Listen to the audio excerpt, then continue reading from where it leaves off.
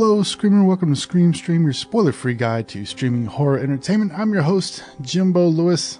If you're new to the show, what I do is pick a horror movie from one of the various streaming services and give it a spoiler-free review. Scream Stream is available wherever podcasts are served, including Apple Podcasts, Spotify, and many more. Just head over to screampod.com, and all the links are there. You can even listen to past episodes of the show. If you'd like to support me and my creations, head over to twitch.tv/Jimbo Lewis, and while you're there, you can leave me a tip directly through PayPal, or you can subscribe. If you're new to Twitch and you're coming over from the podcast, subscribing, you pay $4.99 a month, and you get some extra emotes and some other cool things through the Twitch channel. If you are an Amazon Prime member, you can subscribe for free.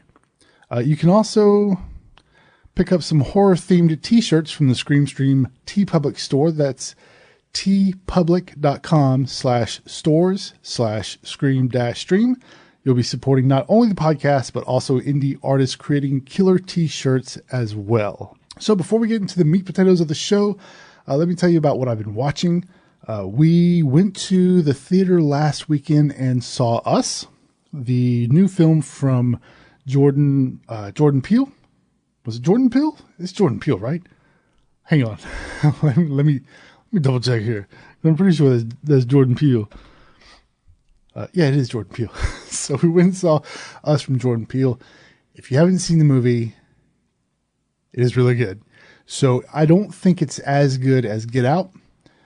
For argument's sake, if Get Out was a 10, Us would be like a 9.5. There were a couple things I didn't really like about it. The ending was a little predictable, but that's okay. It was still a great film, well acted, very suspenseful. There were some really cool comedic moments, but none of that felt forced. A lot of times in horror films, the comic relief feels forced, and it just takes away from the overall experience. The comedy in this one was not like that at all. He also did a really good job at taking one of my favorite songs from my youth. I got 5 on it from Loonies, and turning it into like a super creepy song. Hats off to Jordan Peele. It's another great film from him. I also watched a movie called Let's Scare Jessica to Death, and this is available on Shudder. This is from 1971. I was going to review this one because it got a lot of really good reviews. They said it was really creepy, and I think it's like a made-for-TV movie, and it's kind of one of those post-hippie era films where you have actors who are like just coming out of the hippie phase, and they're trying to be a little more, I don't know, fully functional societal people or whatever. It was kind of creepy, but it wasn't as good as everybody says it was. I didn't want to review a bad film again, so I decided not to do that one. I also watched, I started watching Apollo 18, and I don't remember, I think I reviewed this though. And Apollo 18 is a found footage film that takes place on the moon, and I'm a sucker for found footage films. I liked it, I thought it was pretty good, but I think I already reviewed it for the show. And there was something else I watched, but wasn't very memorable. So it couldn't have been that good. Oh, you know what? I don't know if I mentioned this last week. Was the Santa Clarita Diet. We watched that, and that was okay. Game of Thrones, that was on today. Just finished that. I'm so excited for Game of Thrones. One of my favorite shows. Also, we had the premiere of Jordan Peele's Twilight Zone. This is available on CBS All Access. You have to pay for that. I'm not paying for it. I refuse to pay for another damn streaming service. But the first episode is available on YouTube. I haven't seen it yet. And it's an hour long. That's supposed to be a really good show. So that's what I've been watching this week. So let's get into the movie review. So this week I am reviewing Pet Sematary from 1989. This was a film, I remember it being amazing. I read the book when I think I was in 4th grade. Was it 4th? I think I was in 4th grade when I read that book. I probably shouldn't have been reading that book when I was in 4th grade, but when I was that young, I was reading a lot of Stephen King. That's when I started the Dark Tower series. I read that when I was about, in 4th grade. Several other Stephen King books. Night Shift. Was it Night Shift? That was the collection of short stories. I say short because they're actually really long. I think it was. So I started reading that. But yeah, Pet Sematary was an excellent book. I remember the movie being really good. So I thought, you know what? I haven't seen it in a long time. Maybe I'll give it another shot and let's see how it is. Because we got Pet Sematary, the remake that came out this weekend. Was it? I think it was this weekend it came out. We're not going to go see it until next weekend. But it came out this weekend. Or was it last weekend? Maybe it was last weekend. We're going to go see it next weekend. I'm excited for it. I'm glad a lot of these Stephen King films are being remade. It was an excellent remake. One of my favorite horror films. Now, one of my favorite recent horror films. So I'm glad these are being remade. But anyway, for Stephen King's Pet Sematary, this was written by Stephen King. The screenplay was written by Stephen King. He wrote several of his own screenplays. A lot of times they bring in other screenwriters to adapt books, but on several of these films, Stephen King wanted to write the screenplay himself. This was directed by Mary Lambert. I don't know what else she's directed. Let me take a look real quick. So she is known for The In Crowd, The Blacklist. She directed a couple of episodes there. She did some music videos. Let's see. Did she do a lot of, she did. Oh, she did a lot of music videos. Oh, and she directed Pet Sematary too. Okay. So yeah, it looks like she's still doing a lot of music videos. Okay. We'll talk about that later. This stars Dale Midkiff, Denise Crosby, and Fred Gwynne. Fred Gwynne, you will know him as Herman Munster on the old Munsters TV shows if you are my age. I mean, I wasn't around when the show was originally on there, but I did watch the reruns. For a brief plot synopsis, after tragedy strikes, a grieving father discovers an ancient burial ground behind his home with the power to raise the dead. Super short synopsis there. Alrighty. So let me start off with the look of the film. From the opening, it reminds me of a TV movie. Like, now that I've seen what Mary Lambert's directed, now I understand why it has this look. It has a look of TV movie of the week. And in the 80s, we had those Friday nights they'd show scary movies, these made for TV scary movies, and that's really what it looks like. The way the camera moved, the angles, the music, I guess the art direction, stylistically, it just had that TV movie look. It didn't feel cinematic enough to me. So right off the get-go, I was a little worried. It picks up a little bit, so it gets a little more cinematic. It's almost like they had a different director of photography, maybe, or maybe the direction had gotten a little better. But things did change throughout the movie. The shots, the art direction picked up a little bit. It looked more cinematic once we got people involved. But the opening shots, I don't know why, it just reminded me of a TV movie. And of course, this is shot on film. This is shot on 35 millimeter film. It's always going to look, if you're younger, you're used to seeing movies shot on video now. Digital. Movies shot on digital. Movies shot on film, to me, I think, I don't want to say they look better, but they have a certain kind of quality to them. But this one feels dated. Like it just looks dated. However, once we get past that opening sequence, I do like the art direction. I like the set design. I like the lighting. I think the cinematographer did an excellent job on the rest of the film in creating tense moments using close-ups. The way the camera moved throughout the film, I like the fact that back then they didn't have a lot of shaky cam like you do now. I appreciate that. My eyes appreciate that. And my stomach appreciates that too. So a lot of steady shots, a lot of panning, a lot of push and pull shots, which is nice.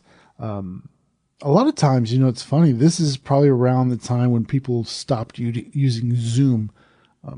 Because if you watch a lot of older films, when they want to get a close-up shot and then pull back for an establishing shot, they'll actually use zoom. And nowadays, you don't see that a whole lot. They zoom with your feet, or you use a dolly. So I did appreciate that. As for direction, this one's going to be a little more intertwined with acting, because I think everybody did an excellent job acting, with the exception of Dale Midkiff, who plays Lewis, the father. Boy, his acting was something else, man. It was not good. If you ever seen Kristen Stewart in Twilight, that one note, flat delivery of every single line, she must have gotten her acting skills from him, or acting lessons from him, because he was one note throughout this entire movie. He showed no emotion. He was just flat. I understand he's a doctor, but even doctors have emotions and they show feelings. He had nothing. It annoyed the snot out of me. It was super annoying. I didn't like his acting at all. And I don't know if it was bad direction or just bad acting, because you can only direct an actor so much until you just start line reading with him, and you don't want to line read with an actor. You want to give him cues and he, bring that out, because everybody else did just fine. Except for him. And it must have been frustrating to work with this guy. Unless that's what Mary Lambert was going for. I don't get it, man. It just was not good. Did not like his acting. As I said, for the rest of them, they did fine. It was okay. The story itself fell a little flat. It wasn't, I know you always hear, it's never as good as the book. But if you separate the film from the book and look at each thing as their own thing, it's a little different. You can look at it through a different set of eyes, a little more objectively. As a standalone film, it just wasn't good. It wasn't exciting. It wasn't scary. The only scary moments in this were the scenes with Zelda, the sister, who had spinal something. Those were the only really creepy scenes in the movie. Everything else was just kind of, man, this is happening, and it's fine. Gage's lines at the end, near the end, they were a little creepy, but nothing was scary. There were no jump scares. And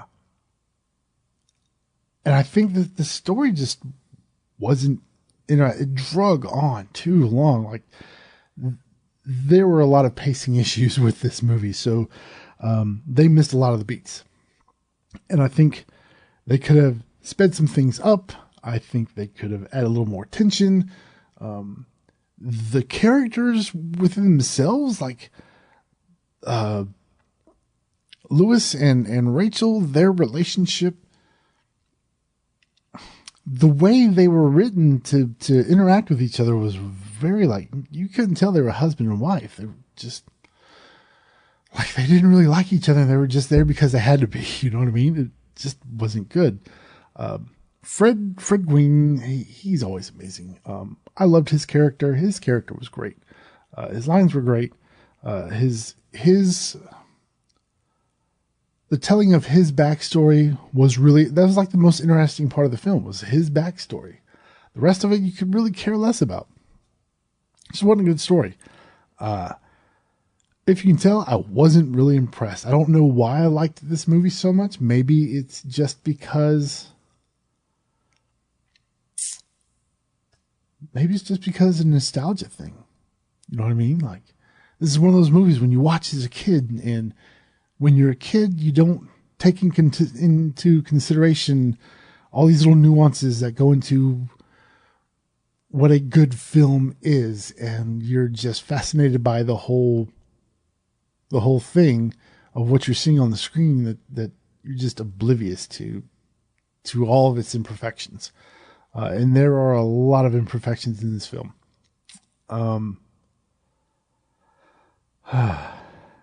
I hate to say it. I really hate to say it. I just did not like this movie. I remember it being great.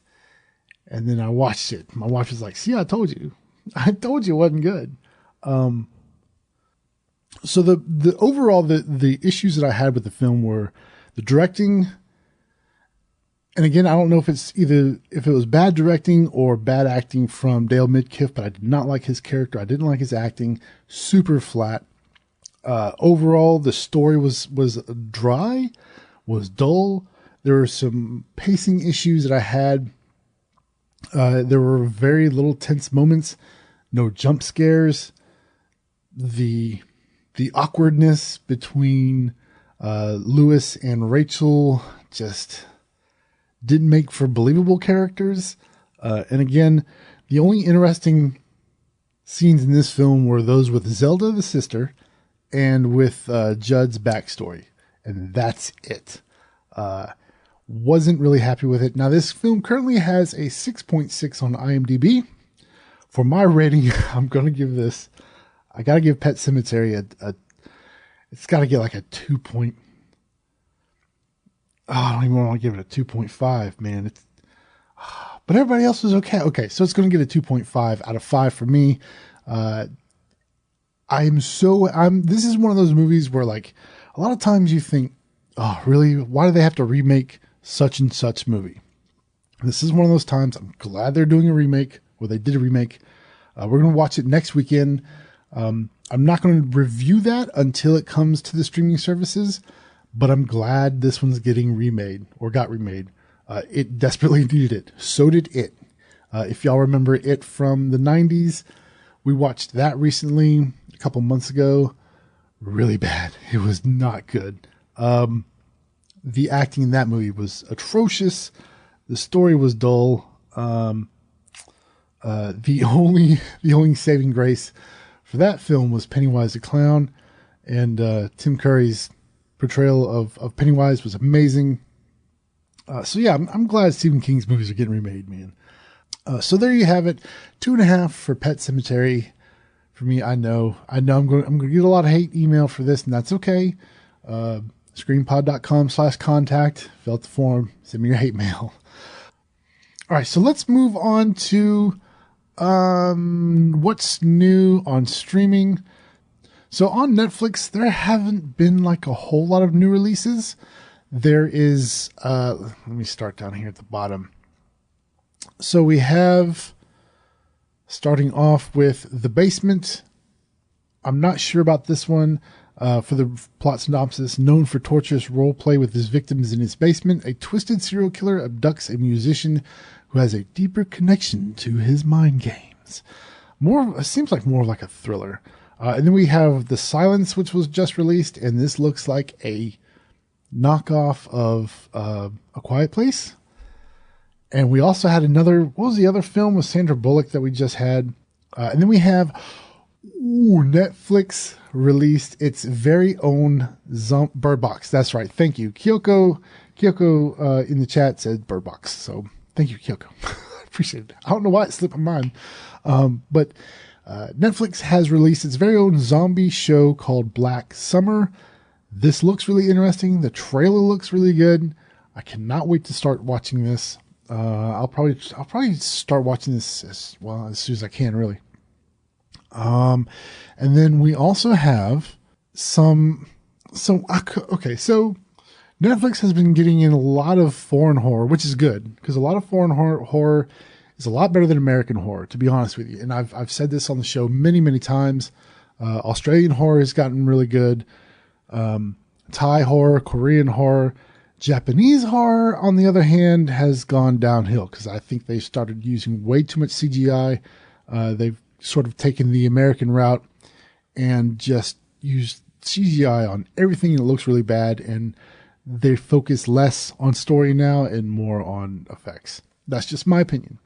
But Turkish horror, I've seen a few films from Turkey, and they're freaking wild. There's a film called Baskin, Baskin, and I saw it on Hulu, and it might be on Amazon. But if you haven't seen that film is freaking bonkers. And it's a Turkish film. I highly recommend that one. So we have, is it Dabe? There's a few of these films in this series. So we have Dabe, Chin Zero, Possession Zero. So we have a couple of those films there, and that's it. That's all that's on Netflix. Okay, so for Amazon Prime, recently released is Bless a Child. I think last week I mentioned Cloverfield. All of the Friday the 13th films from 5 to 7 have been released on Amazon Prime. And then we also have Creepshow 2. And then, let's see, not a whole lot's been released this week, which is really sad. Lichen Colony, which looks kind of a little cheesy, more of a werewolf film. House. If you haven't seen House, this is a really good one. So House is a film from the 80s, directed by Stephen Miner, who did a lot of classic 80s films. Also stars George Wendt from Cheers, who played Norm on Cheers. This is a great film. More of a horror comedy sort of thing, but really good. All Hallows Eve 2. I don't know if this is directly related to All Hallows Eve featuring Art the Clown. It could be, but I'm not real sure. It's a different director, so it could be something completely different. I'll put it in my queue and maybe give it a watch later. Flowers in the Attic. If you haven't seen this film, more of a thriller than horror, but it is a horrific film. And then we also have... What else do we have on Amazon? Is that it? That's it. That's all we really have on Amazon. Nothing else worth mentioning, really. Because like I said, for Amazon Prime, for every good horror film, you have about 10 crappy ones. Just super low budget garbage. I hate to say garbage, man. Because I know how much work goes into making films. Because I made some films of my own during film school. But some of these films are just bad. Like the story is bad. If the acting is bad, but it has a great story, I can look past that. Other than that, no, I can't. And then moving over to Shudder, Shudder.com. If you are a horror fanatic like I am, Shudder is $4.99 a month, and they have great horror films. It's all horror, and this is created by AMC. So we have brand new. We have Lizzie. Oh, also Shudder is available in the US and Canada. I'm not sure if they're available in the UK yet. Lizzie, which stars Kristen Stewart. Hit or miss, man. And this is a film about the Lizzie Borden case. And then we also have the classic film, The Car. That's what it was. That's what I started watching this week, was The Car. I haven't finished it. Started it, but it looks good. Then we also have Three Women, which is another classic film starring Sissy Spacek, who you would know from the original Carrie. And then we have The Fly from 1986, I believe. And then we have Legend of Hell House. This movie was okay, but the book was a lot better. If you have a chance to read the book, much better. And that's it for Shudder. And then on Hulu is bad because they don't have just like a what's new section. They just kind of put everything out there. The only thing you know what's new on Hulu is they have their Into the Dark series, which is it's a series of 12 films that they're making, one every month, and they're sort of like holiday related. Starting with The Body, Flesh and Blood was Thanksgiving, Puka was Christmas. Then we have New Year, New You, Down, Treehouse, and they have, what was the new one that just came out that looked really good? I'm just effing with you. This movie looks really good. I can't wait to watch this one. I haven't seen the other one yet, but like Puka is like one of like high up on my list that I want to watch. They just don't have like a new, what's new section. So you kind of have to just keep an eye on it and see if you can spot the new stuff. I do want to point out Ghost Stories. So this is a film. This is a British film. This stars the dude who played Watson in Sherlock. And this is kind of like an anthology film. I'm a sucker for anthologies. Anthologies and found footage. Those are my two, like, I'll watch it. If it's good or bad, I'll watch it just because I love anthologies and I love found footage. Don't know why, but I do. But this is a really good one. Ghost Stories is excellent film. I don't know if the offerings for Hulu are different in Canada.